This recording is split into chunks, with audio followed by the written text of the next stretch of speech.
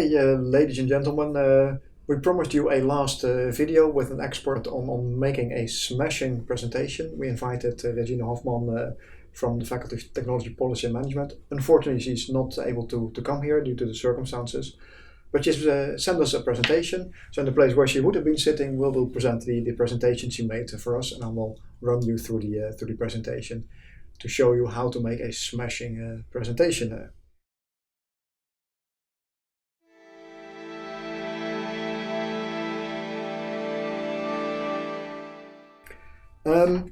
Well, the basics, I already told you that in the other briefing.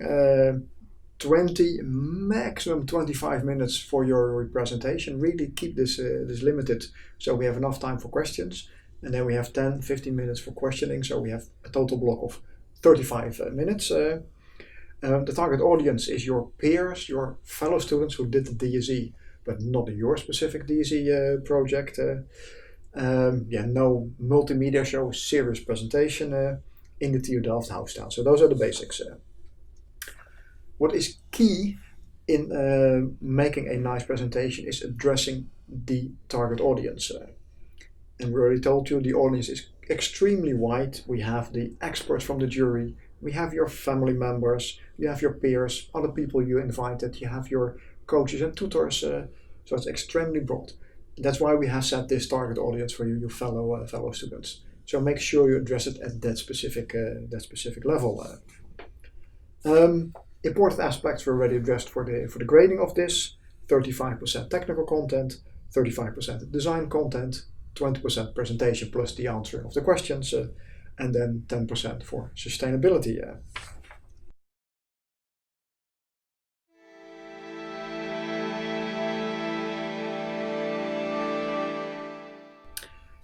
How do you set up such a presentation? Well, actually there are two main setups. You have what you could call the academic setup, the traditional model, and we can mimic this with a pyramid, where you start by giving tiny bits of information and slowly but steadily go deeper and deeper and deeper, and you have more and more and more and more information.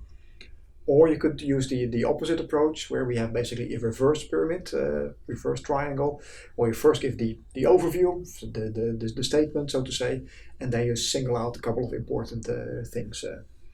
So let's discuss a couple of examples. One example we'd like to discuss is a team that designed a wingsuit. You'll see a picture on one of the upcoming slides. And they started by giving a little bit of information, the why about this, why current wingsuits were not suitable, accident that occurred. Then they started analyzing the system, then the concept set, and they went wider and wider, and more detail came into the picture. So that's one way in which you can bring the message. The other message is more the reverse triangle, the reverse pyramid. It's more a business-like presentation, where you just first give the key message. You give we call this the action item, which is the most newsworthy item. What is new? What is the unique selling point of this product? The where, the why, the how, etc. And then step by step you go into the important details. That's where you did the majority of your work, and then maybe some deeper knowledge that might also be interesting in the end. So the key message, the important details, and then maybe some additional supporting material. So that's more the business-like model, and that's a choice you have to make. Maybe you have to find a balance between the academic model and the business model, but try to use either of the two setups. Don't try to mix them too much, I would say.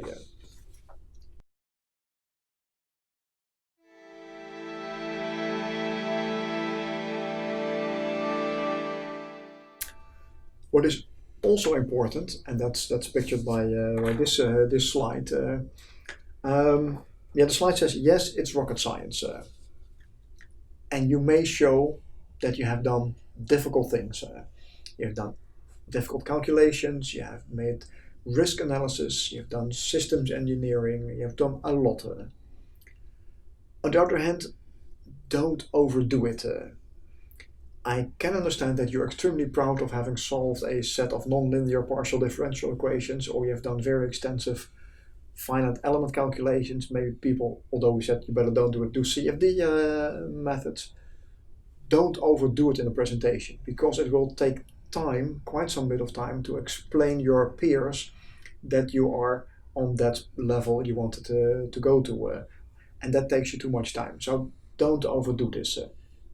Here and there an equation is not a problem, but don't fill 5 slides with all kind of very intelligent derivations you made. You lose time and you get away from the key message you want to bring to the audience. So yes, it's rocket science, but don't overdo this.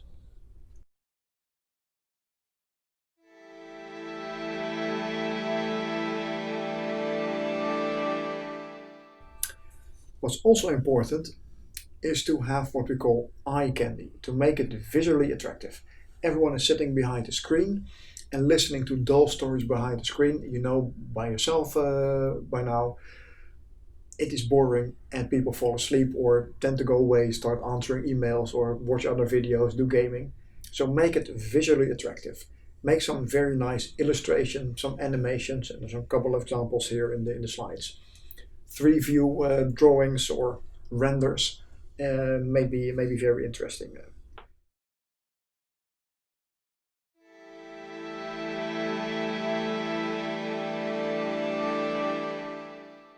But also address the numbers.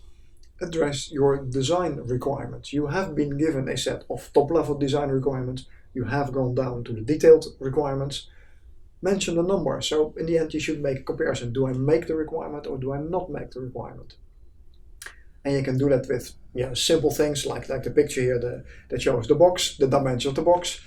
It must fit in a certain box. So if you had certain dimensions, you can visually make this attractive. You can give the requirement, you can give the text, but you better give a picture that illustrates things. So make it visually attractive. So don't do these kind of things. These pictures, these graphs, these bar graphs are very interesting. There is a lot of information in them, but it will take too much time to understand and too much time to explain. And the risk you're running in a presentation like this is that people start reading this. And when people start reading this, they don't listen to you. Or the opposite, they listen to you and they don't read the information in the slide. So try to find a balance there. A couple of lines of text is okay. Typical maximum number of bullets on the slide is about 7. And then the text behind the bullet, no more than 7 words. So 7 times 7, that's really the maximum you could put on a text slide. So make it visually attractive. Also some interesting diagrams. We have in this case the example of a load diagram for a wing, in which you can indicate critical points. Where were the design choices you could see. Also make sure that the text on the axis is readable, because we have seen quite often that people just plug a picture from MATLAB, from a calculation in there, and that the text is absolutely unreadable. So make it fit for the purpose.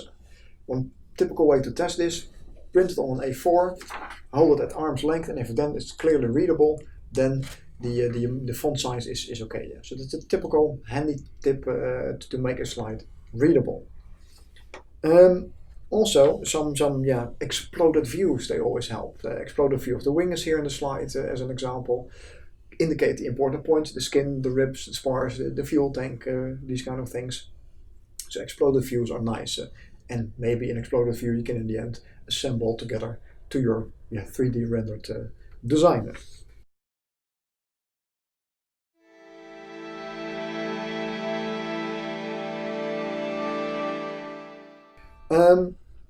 It's also the moment to be showing off a little bit.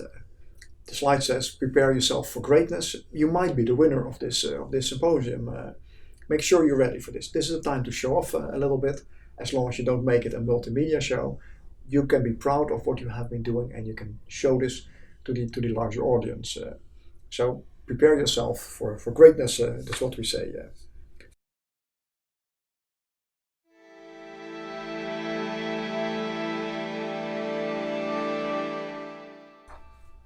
And then, when you think it's over, when the presentation is over, you think you're ready, then comes a really critical thing, and that's the question and answering part.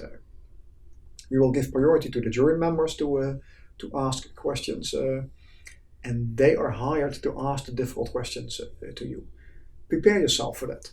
Make sure you have a division over the team, who answers what type of question, and which slides belong to that type of thing.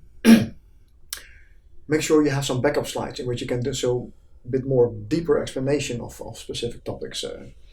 So make it a well-prepared session, because very often we see that you have a smashing presentation and then there comes the first question and everyone starts looking at each other, who's answered the question, and then becomes silent. Then you don't leave a good impression. Make sure not only the presentation goes smoothly, but also the Q&A goes smoothly. And make sure you have the knowledgeable people standing ready for that. And don't start making up stories there. If you did not do something, and of course we try to dig a bit deeper with the questions, just be honest and tell them. But don't stop at, we just didn't do it because there was no time. No, we didn't have time for this, but we have already given it some thought. It's in the recommendation, and we would suggest to go there or there or there. Or we would say, okay, we have a clue, we didn't have the time to really work it out, but we did some sensitivity analysis, so it's probably going to be in this or that direction. So prepare for that.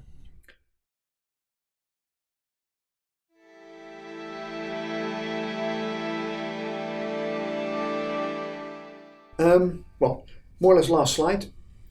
Look at examples from other years. On Collegerama, we have recorded quite a few of these presentations from the last couple of years.